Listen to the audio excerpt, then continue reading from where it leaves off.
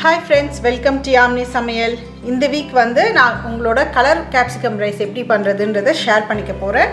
இப்போ அதுக்கு தேவையான ingredients நம்ம பார்க்கலாம். இப்போ நம்ம கலர் கேப்சிகம் ரைஸ் பண்றதுக்கு தேவையான ingredients பார்க்கலாம். Red colour pepper, orange colour pepper, yellow colour pepper, அரிசி, கறிவேப்பிலை, கொத்தமல்லி வந்து தாளிக்கிறதுக்கு எண்ணெய், அதுக்கு அப்புறம் நான் இப்போ சொல்கிற ஐட்டம்லாம் வறுத்து பொடி பண்ணி அரைச்சி போட்டுடணும்.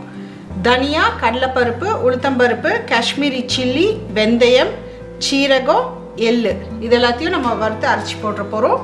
நம்ம சாப்பாட்டுக்கு தேவையான உப்பு.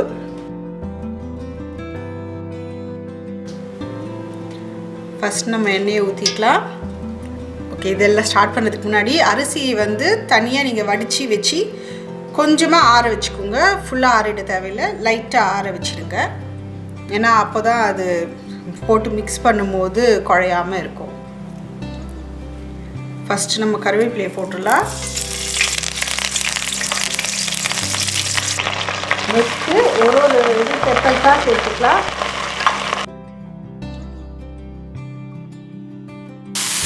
இது லைட்டாக இப்படி எண்ணெயில் வதக்கிக்குங்க. இப்போ நம்ம காய்க்கு தேவையான அளவு உப்பு போட்டுக்கலாம். நான் ஒரு ஸ்பூனுக்கு பக்கம் போட்டிருக்கேன். ஓகே, இந்த லிஸ்ட்டில் வந்து நான் மஞ்சத்தூளை ஆட் பண்ண மறந்துட்டேன். மஞ்சத்தூளும் கொஞ்சம் போட்டுக்கோங்க. இப்போ எல்லாத்தையும் மிக்ஸ் பண்ணிவிட்டு இதை மீடியம் தீயில் வேக வைக்கலாம். இப்போ நான் இந்த இதில் வந்து மூடி போட்டு இது சிறுந்தீயில் வச்சு வேக வச்சிட்ருக்கேன். அது வெந்துட்டுருக்கிறதுக்குள்ளே இப்போ நம்மளுக்கு மசாலாவுக்கு தேவையான பொருட்களை வந்து நல்லா வதக்கி அரைச்சி எடுத்துடலாம். ஃபஸ்ட்டு தனியா, சீரகம், வெந்தயம் இது மூணுத்தையும் போட்டு வறுத்துக்கிறேன். இது சும்மா ஒரு 2 நிமிஷம் வறுத்துக்கிட்டா போதும்.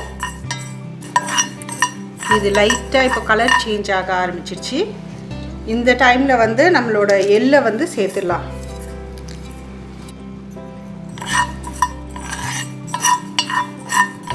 இப்போ இது வறுத்தாச்சு. இதை எடுத்து நம்ம மிக்ஸி ஜாரில் போட்டுக்கலாம் அரைக்கிறதுக்கு. அதுக்கு நெக்ஸ்ட்டு நம்மளுடைய காஞ்ச மிளகாவை வறுத்துக்கலாம். இப்போ நம்ம காஞ்ச மிளகா வந்து இந்த மாதிரி புஃப்னு ஆகி செவக்க ஆரம்பித்த உடனே அது ரெடி ஆகிடுச்சின்னு அர்த்தம். அதை வந்து இப்போ ட்ரான்ஸ்ஃபர் பண்ணிடலாம். இப்போ அதுக்கு நெக்ஸ்ட்டு ஒரு ட்ராப் ஆயில் விட்டு அந்த ஆயிலில் வந்து ஃபஸ்ட்டு கடலைப்பருப்பு போட்டு வறுத்துக்கலாம். அந்த கடலைப்பருப்பு லைட்டாக கலர் சேஞ்ச் ஆகும்போது உளுத்தம்பருப்பு போடலாம். ஏன்னா கடலைப்பருப்பு செவக்கிறதுக்கு தான் கொஞ்சம் டைம் ஆகும். உளுத்தம்பருப்பு டக்குன்னு செவக்கும். இப்போ கடலைப்பருப்பு வந்து லைட்டாக செவக்க ஆரம்பிச்சிருச்சு. இந்த டைமில் உளுத்தம்பருப்பு சேர்த்துக்கலாம். இப்போ நம்மளோட கடலைப்பருப்பு உளுத்தம்பருப்பு ரெண்டுமே செவந்துருச்சு. அதையும் எடுத்து ட்ரான்ஸ்ஃபர் பண்ணிக்கலாம் அரைக்கிறதுக்கு.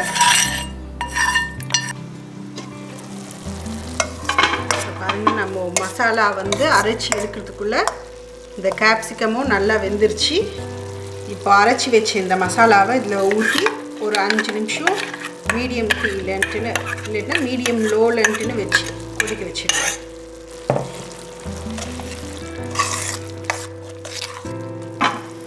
இப்போ வந்து ஒரு 5 நிமிஷத்துக்கு ஆயிடுச்சு.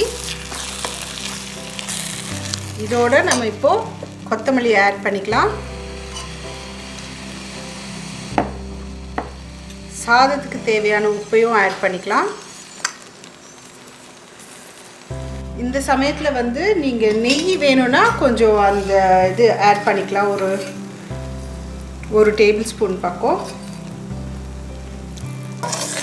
இதை மிக்ஸ் பண்ணிடலாம். இதோட இப்போ நம்ம வடித்து வச்சுருக்க இந்த ரைஸையும் சேர்த்து மிக்ஸ் பண்ணிக்கலாம்.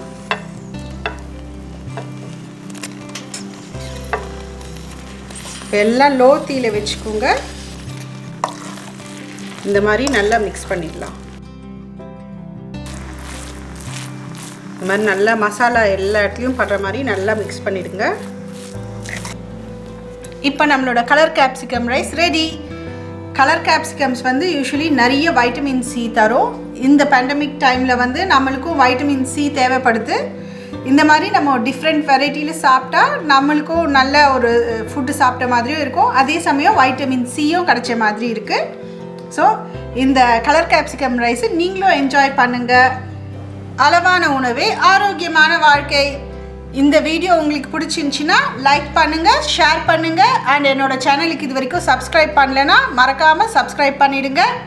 திரும்பவும் உங்களை அடுத்த வீடியோவில் சந்திக்கிற வரைக்கும் பாய்.